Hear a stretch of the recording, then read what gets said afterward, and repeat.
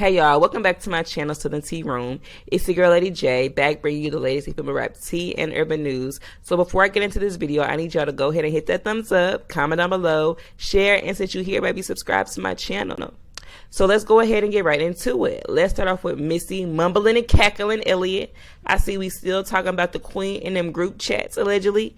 So fans on Twitter are accusing Missy Elliot of continuing to throw shade at the queen on Twitter because, as we all know, Nicki did debut, emphasis on debut, at #1 this Monday on Billboard with her single Super Freaky Girl. So we all know how big of a deal this was, especially for the women in hip-hop. The last female rapper to do this was Lauryn Hill. So this was a big deal. So you would think that the girls would send their congratulations or whatever, because like Nicki said, if she wins, then all of them is getting meetings, right?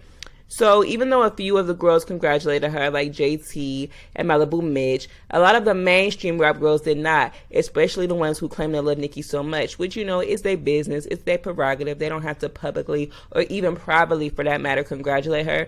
But I just don't want to see them acting thirsty for no feature from here on out. I don't want to see them mention or talk about or even think about a feature, okay? Especially the ones that claim to love Nicki so much and be fans and try to publicly coerce her into collabs, but can't publicly congratulate her, okay? So they need to keep that same energy. Now, of course, the OGs are acting shady because none of them have lasted as long as Nicki when it comes to music and relevancy at the same time. So MissyElliot said this: I have a question. Is there a difference between a hit and a classic record, or no? And if so, what is the difference? Now, here they go, want to put out they think pieces, child. So someone answered and basically said, you know, a hit come and goes and a classic is timeless. It can be played way beyond its release, to which Missy responded and said this: okay, I feel you. So I'm in a conversation with some friends and they say a hit also can be played years from now. So how does one decipher what's a hit and a classic? See, I told y'all she be in them group chats talking about a conversation with some friends.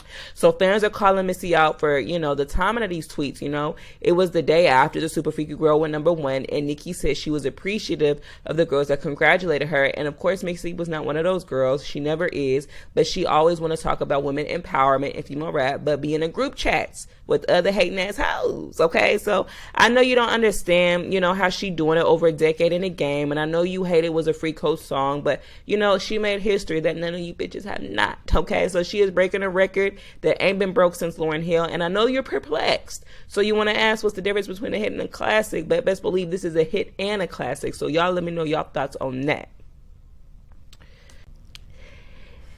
Now, the next topic I want to get into is Megan Thee Stallion. So Megan has once again decided to engage in messiness with Carl Crawford after specifically saying on her song Gifting a Curse, and I'll quote, "Never go back and forth with a nigga way too pretty, gotta stop that shit." Okay, like, take your own advice, boo. So just the other day, you tweeted that you were done giving your time and energy to things that, you know, make you no money after Nicki dropped that Roman remix on your ass and called that ass out. But here you go again, giving your energy to this little angry man. Like, come on, Meg. Deal with him in court and not Twitter, please, because I'm tired of this happening every other month. So Megan was triggered by what Jay Prince had posted to the gram, which was a photo of him and Carl Crawford, and this is what the caption said: "For years, we have stood by quietly as Megan Thee Stallion and her management, Roc Nation, has lied about Carl and his 1501 label. The truth is that Carl discovered, developed, and fully financed Megan Thee Stallion's career, and which led to a life-changing distribution agreement with 300 Entertainment. From 1501, earlier agreement with Megan, long before Megan Thee Stallion's household name, 1501 generously agreed to give Megan 40% of its profits, which is substantially more than the customary record royalty that a new artist receives from a record label. Any attempt by Megan Thee Stallion or Roc Nation to portray a contract that provides a new unknown artist with 50% of the label's profits as unconscionable or unfair is blatantly false and contrary to the customs of the norms in the music industry. In fact, we have seen several Roc Nation contracts, and Roc Nation pays its new artists a customary royalty that is significantly less than the 40% profit that 1501 agreed to pay Megan." Now, he went on to say some other stuff and to say that Megan is falsely claiming that she is out of her contract because, you know, when she released Traumazine, she alluded to this being her final album in order to be released from her contract with 1501, and trying to release mixtape as albums and falsely alleging that 1501 leaked her album. And they said, and he said that the leak hurt 1501 just as much as it hurt Megan, if not more, you know. So of course this caused Megan to get upset, and she, you know, she went on Twitter and let it be known that her and her mom developed her career, not Coral, and that he was not in her dorm room when she was writing them raps. So she also went on to say that a lot of artists are having issues with 1501, which is true, because I mean in the past year, Conalisa and even Erica Banks have come out and admit some issues with 1501 in the past. So she also got upset at Carl, alluding to her not being from Houston, which I mean, you know, she may not have been born in Houston, but she did grow up in Houston. She went to secondary school and college in Houston. So she was raised in Houston. So I mean, technically she is from Houston. Now my thing is this: 40% is a pretty good profit to get from a label, especially for an unknown artist, because that means the label is taking a huge risk, because, you know, you could flop. But Megan is the biggest artist on 1501, so that's a good profit amount. And on top of that, Megan's mom looked over that contract, and I doubt her mom will let her enter an absolute shitty deal. Even though she technically is in a 360, her profit is still good. Now, I just think Megan needs to pay them dust and fight it in court, because this back and forth every other month is pointless to me. So let me know what you think about that. Now, speaking of Megan, she was a guest on Young Miami's show Carisha Please, that Sugar Daddy Diddy is allegedly funding for her. Okay. So she mentioned a few things, one being, you know, how JC was supposed to be on her album but didn't turn her verse in on time, which low-key she just wasn't really trying to be on that album in my opinion. So she did Good News with no problem. Why not this one? But what I really found interesting is Megan mentioning fans fueling rap beef. So this is what Meg said. When you know a person got beef with another person, you want to, you know, you want to be loyal. You want to not really get into what they got going on, because it's like, if JT don't fuck with somebody, I don't fuck with you. That's different. That's like your real... Oh, you said like as far as artists? Yeah. Like as far as like, I feel like we don't got to get into that, because they don't have nothing to do with us. Right. So I feel like, you know, if y'all got what y'all got going on, it's okay for me to like both of y'all for different reasons. I feel like everybody...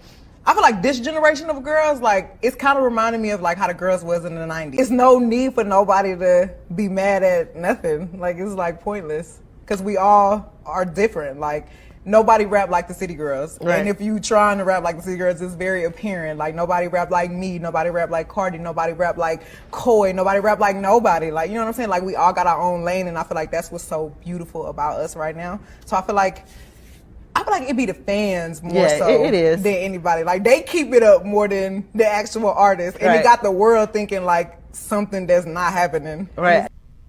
Now, my thing is this. Yeah, I get it. Stans can do the most. Not fans, but stans, you know. At the same time, though, rap beef has always been a part of rap culture.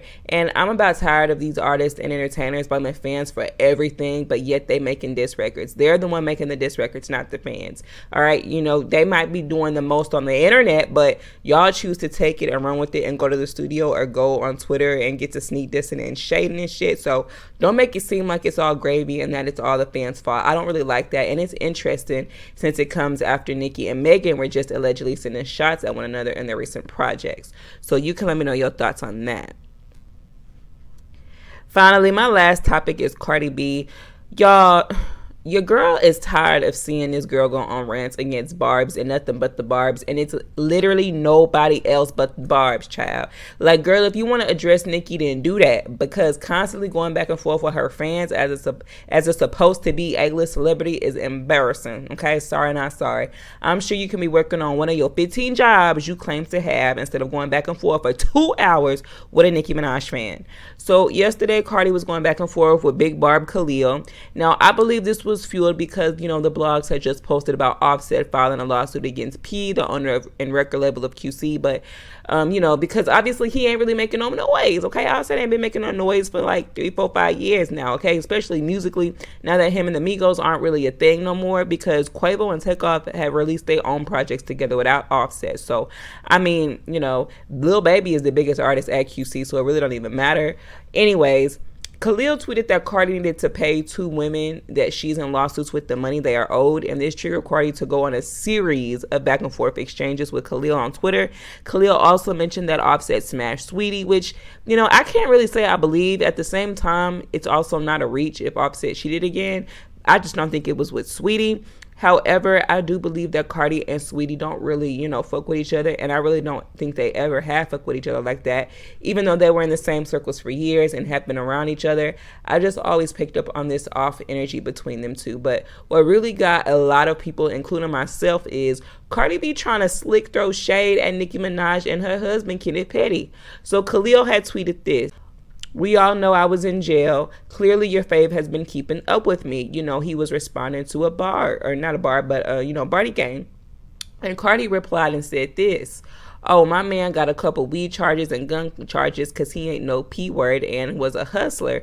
Rather D-slinging, and then, she said then, but she meant then taking P from B words. You bring it up, my nigga, to get me mad. Let's not talk about husbands now.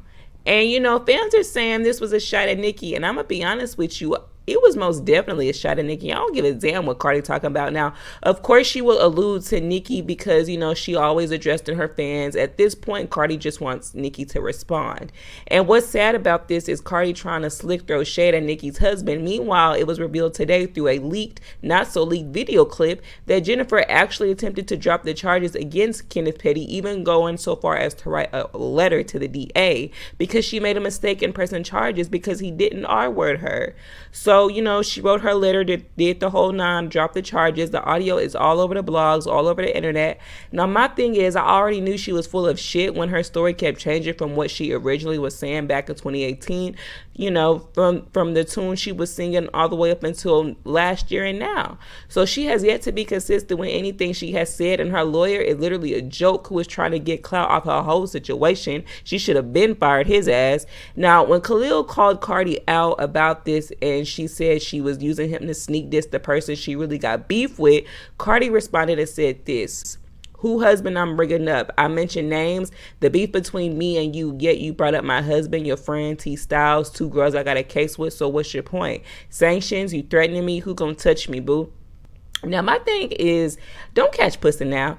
I'm tired of the sneak dissing and the subliminals just at Nicki Minaj at this point because, of course, you don't need to mention names, baby. That's why it's called shade, girl, okay? We know exactly who you're trying to talk about. We know who you're trying to shade. However, Onika is truly favored because, ironic as it is, Cardi tries to shade Nicki in one breath, and in the next minute, in the very next breath, here he is being proven innocent, okay? You know, you guys let me know your thoughts on that below, okay? So remember, this is my commentary and my opinion. You can let me know yours below. I look forward to reading your thoughts. Don't forget to give this video that thumbs up and hit the subscribe button and lounge with me on Instagram and Twitter at Southern T. That is Southern T with 2 A's, and I will see you in the next video.